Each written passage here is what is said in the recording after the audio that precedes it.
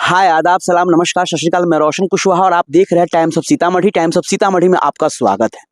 जी हाँ, मेरे साथ है मोहम्मद अजमत साहब। कुछ दिन पहले तक ये एमएम में थे, लेकिन अचानक जो तिरहुत स्नातक का चुनाव होता है उसके बाद ये एमएम को छोड़ देते हैं। और फाइनली क्या कारण है, क्या रीजन है एमएम को छोड़ने का, चलिए आज उन्हीं की जुबानी सुनते हैं। सर, हमारे चैनल में आपका स्वागत है। जी, आपका भी स्वागत है। आप देख रहे हैं अभी बिहार में इतनी तेजी से एमएम की तरफ लोगों का रुझान जा रहा है ओवैसी साहब के प्रति, आपने क्यों मतलब एमएम को छोड़ा है? 2020 में जो विधानसभा का चुनाव हुआ था, जी जी, उससे पहले हम एमआईएम का सोनबरसा प्रखंड का प्रखंड अध्यक्ष थे। अच्छा, और पार्टी के लिए पूरी ईमानदारी से काम कर रहे थे। जी जी जी, जो अकलियत के लोग हमारे मुस्लिम समाज के थे, सभी बड़े बुजुर्ग नौजवान के यहाँ गए, हमने अपनी बात रखा।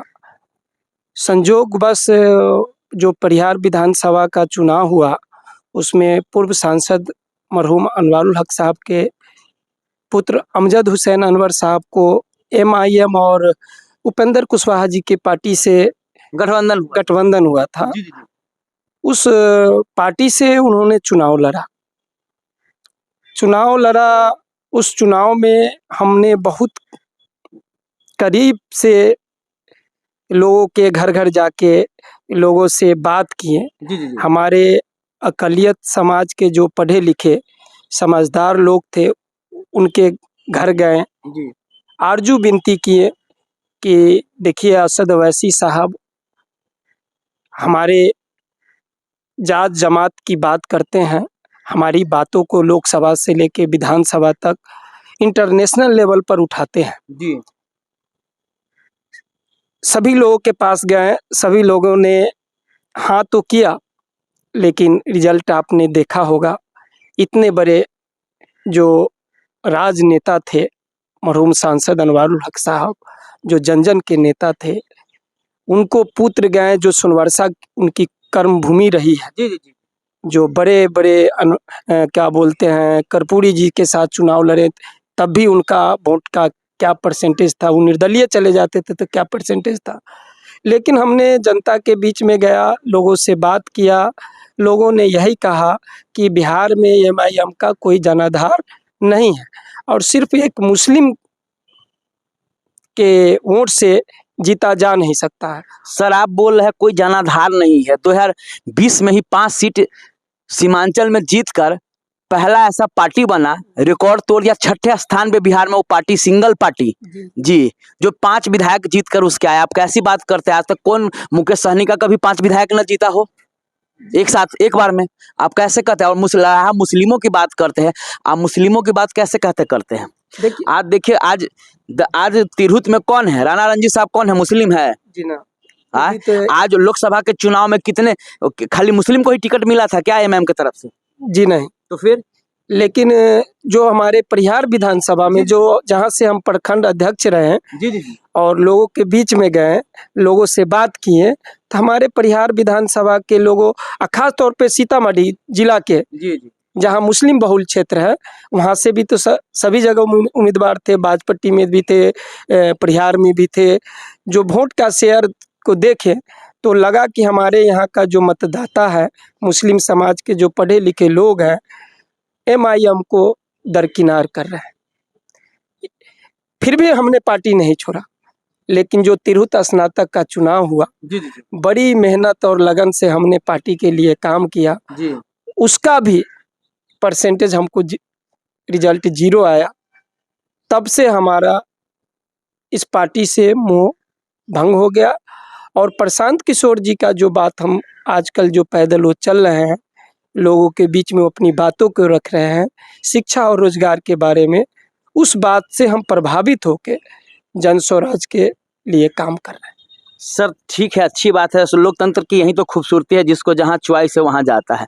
लेकिन आप जो बोल रहे हैं कि जन स्वराज से प्रभावित होकर, जन स्वराज पे भी तो टैग लग रहा है कि भैया वो तो बीजेपी का ही मतलब भेजा हुआ एजेंडा है, प्रोपगेंडा है, सारा तो वही है। आखिर इतना जो खर्च कर रहा है भैया, कहाँ से आ रहा है? उस पर ईडी सीडी क्यों नहीं लगा दिया जा रहा है?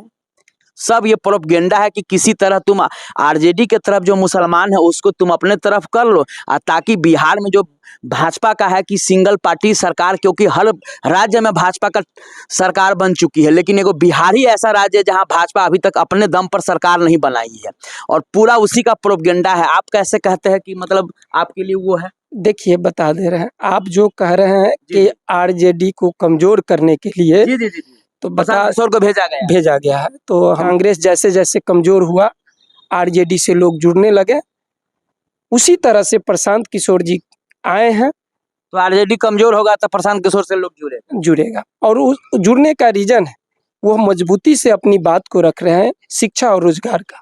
लालू यादव को 20 साल 25 साल समय मिला, कांग्रेस को मिला, बीजेपी और क्या बोलते हैं जदयू को मिला, मुसलमानों भी तो जदयू को वोट दे रहे हैं। बिल्कुल बिल्कुल सही बात। लेकिन बिहार का क्या हाल है आप भी जान रहे हैं, आप भी जगह जगह दिखा रहे हैं बिहार का खस्ता हाल क्या है। जी सर, हम आपको बता रहे हैं,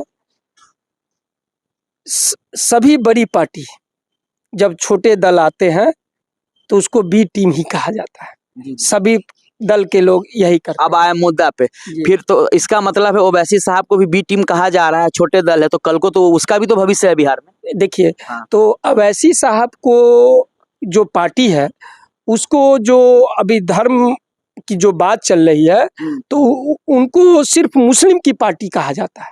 सर कैसे मुस्लिम की पार्टी कहा जाता है? आज तिरहुत में आज यादव की लड़ाई लड़ रहा है कौन? एमएम का नेता। आज दलित का लड़ाई लड़ रहा है जो अख्तरुल इमाम साहब ने सीधा सदन में उठाया, उसके बाद जो जेडीयू के नेता है जनक चमार को आना पड़ा। आप क्या बात करते हैं कि मुस्लिम की बात करता है? देखिए, आप बोलिए कि आपका एजेंडा अलग है, सो बताइए। ये मत मेरा प्रश्न, मुस्लिमों, आप बार बार जो कह रहे हैं कि मुस्लिमों की पार्टी है, मुस्लिम खाली एक समुदाय को देखते हैं, क्या सनातनी पे कुछ होता है तो क्या भाजपा नहीं बोलती है? तो वक्फ बोर्ड पे अगर समस्या है तो ओवैसी साहब बोल दिए तो मुस्लिम की पार्टी हो गए।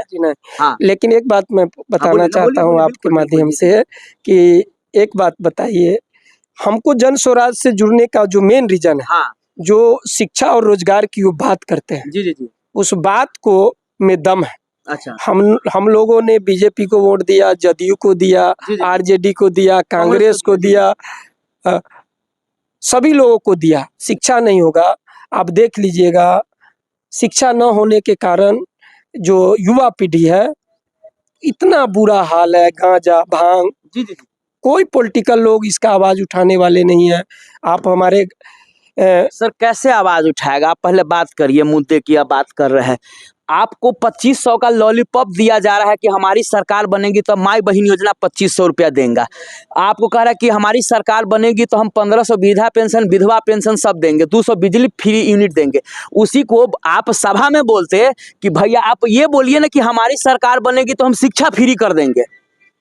जी जी, जितना प्राइवेट स्कूल में जो लूटा जा रहा है वो हम लूटने नहीं देंगे। तो आप इस पे क्यों नहीं बात करते हैं? तो आप लोगों को भी तो भैया चाहिए भैया कि जो लॉलीपॉप दे रहा है वही। जी जी जी, देखिए, बात तो आप कह रहे हैं जो सत्य है, लेकिन सब यही चीज सर, यही ओवैसी साहब का नीति कि हम एक समान शिक्षा करेंगे। जिस दिन हमारे अगर अपना मतलब हमारे समर्थन से बिहार में सरकार बनेगी तो सबसे पहले हम वन शिक्षा जो होता है वो हम लागू करवाएंगे कि सबका बेटा भैया एक समान पढ़ेगा, किसी का हाई फाई में और किसी का ये नहीं चलेगा। इस पे कोई उनके अलावा कोई नेता बात ही नहीं करता है। ये बात को कौन दल? प्रशांत किशोर जी बोल रहे हैं ये बात हमारी। ओवैसी साहब पहले 20 के चुनाव आप जाके देखिए उसमें बोले हुए। ओवैसी साहब भी बोले थे शिक्षा के बारे में कि समान एक समान शिक्षा होना। इसलिए ये हमारे साथ मोहम्मद अमजद साहब है जिनका जुड़ाव जनसुराज का जो नीति है, कुछ बातों है उनको लेकर इनको अच्छा लगा, इसीलिए इन्होंने एमएम छोड़ के जनसुराज में गए। विशेष इस पे आप लोग कमेंट करके जरूर बताएंगे। तब तक के लिए बाय बाय, टेक केयर, देखते रहिए टाइम्स ऑफ सीतामढ़ी।